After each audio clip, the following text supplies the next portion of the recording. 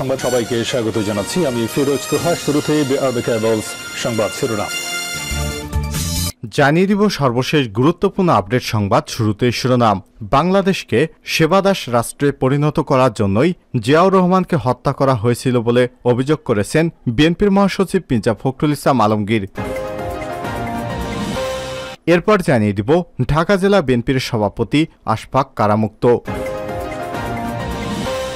এদিকে দেশে ফিরে এমপি আনার হত্যাকাণ্ডের তদন্ত নিয়ে যা বললেন ডিবি প্রধান হারুনুর রশিদ।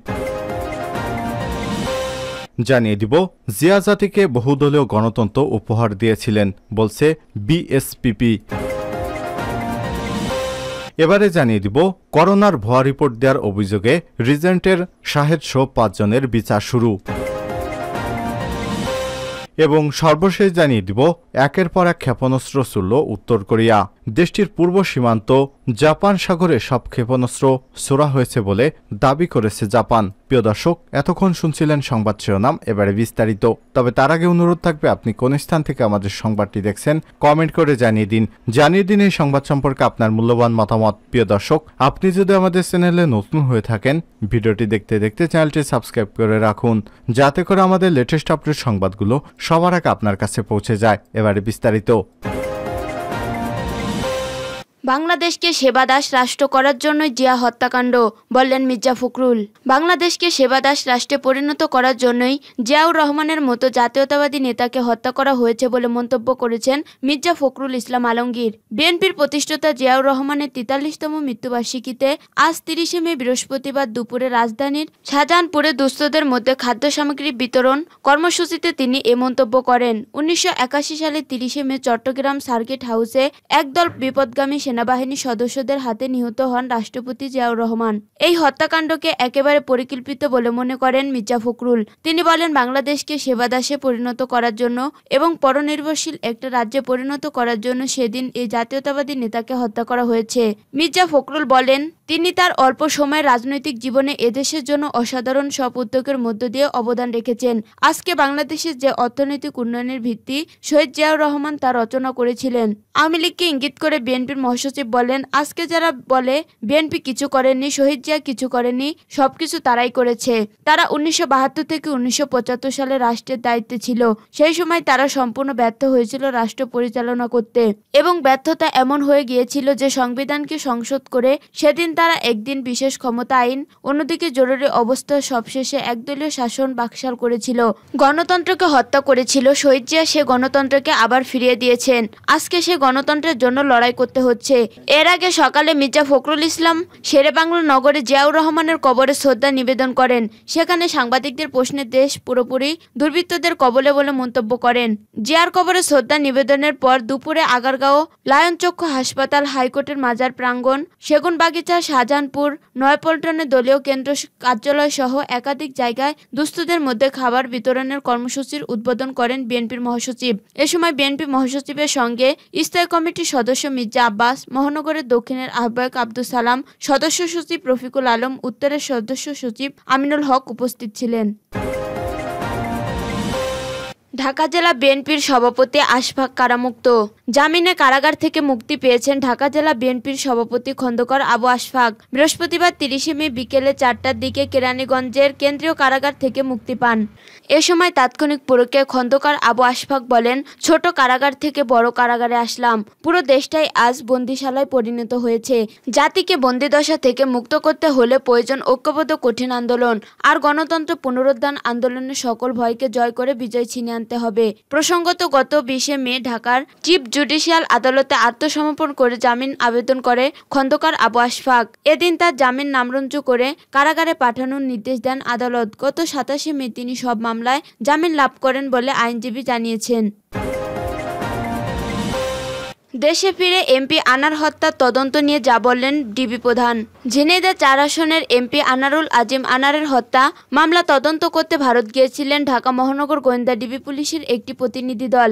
আজ বৃহস্পতিবার ৩০শে মে দুপুরে তারা কলকাতা থেকে ফিরে এসেছেন। ফেরার আগে দেশটির বিমানবন্দরে ডিবি প্রধান হারুনুর রশিদ গণমাধ্যমকে জানিয়েছেন, আমরা যেসব উদ্দেশ্য নিয়ে কলকাতায় এসেছিলাম তার শতভাগ সফলতা নিয়ে আমরা বাংলাদেশে ফিরছি।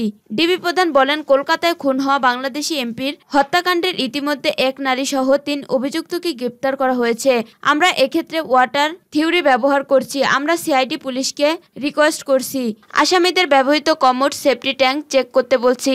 সেখান থেকে মরদেহ অনেক অংশ উদ্ধার হয়েছে। যে উদ্দেশ্যে এসেছিলাম আমরা কিন্তু 100% সফলতা নিয়ে বাংলাদেশে ফিরছি।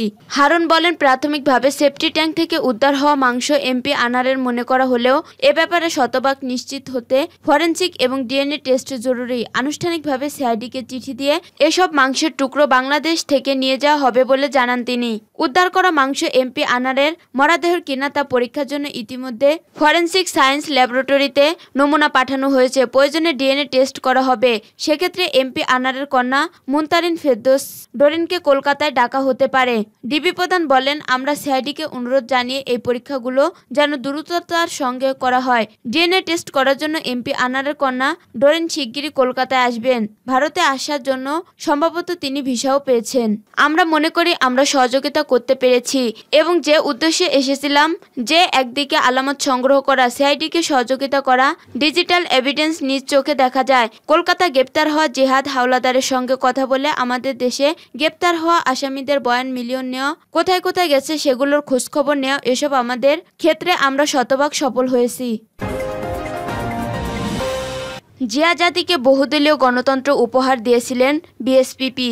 জিয়াউর রহমান জাতিকে স্বাধীনতার অন্যতম মূল স্তম্ভ বহুদলীয় গণতন্ত্র উপহার দিয়ে মুক্ত গণতান্ত্রিক চর্চার পথকে সুগম করে দিয়েছিল বলে মন্তব্য করেছেন বিএনপিপন্থী পেশাজীবীদের সংগঠন বাংলাদেশ সম্মিলিত পেশাজীবী পরিষদের বিএসপিপি আহ্বায়ক অধ্যাপক ডাক্তার এজেড জাহিদ হোসেন। তিনি বলেন, শাসক হিসেবে জিয়াউর রহমান এ কারণে সবার থেকে আলাদা ছিলেন। তলাবিহীন ঝুড়ি থেকে তিনি দেশকে স্বনির্ভর পথে তুলে দিয়েছিলেন। বিএনপির প্রতিষ্ঠাতা রাষ্ট্রপতি জিয়াউর রহমানের 43তম শাহাদত বার্ষিকী উপলক্ষে বৃহস্পতিবার 30 মে রাজধানী শেরেবাংলা নগরে তার কবরে পুষ্পস্তবক অর্পণ শেষে এসব কথা বলেন ডাক্তার জাহিদ।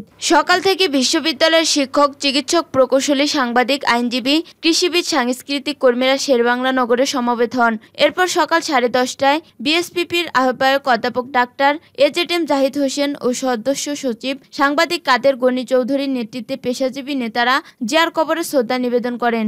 অধ্যাপক ডাক্তার জাহিদ হোসেন বলেন, বাংলাদেশের জাতীয় জীবনে জিয়াউর রহমানের আবির্ভাব এক ক্রান্তিকালে। 1971 সালে তার কণ্ঠে স্বাধীনতার ঘোষণা সেই সময় সারা দেশের মানুষের মনে সাহস ও উদ্দীপনা জুগিয়েছিল। তিনি জাতীয় সকল সংকটে দেশ ও জনগণের পক্ষে অবস্থান গ্রহণ করেন। মুক্তিযুদ্ধে অবদানের জন্য তাকে বীরোত্তম খেতাব দেওয়া হয়। স্বাধীনতা যুদ্ধের ময়দানে বিরচিত ভূমিকা এবং একটি নতুন গণতান্ত্রিক রাষ্ট্র বিনির্মাণে তার অবদানের কথা জাতি কোনোদিন ভুলবে না।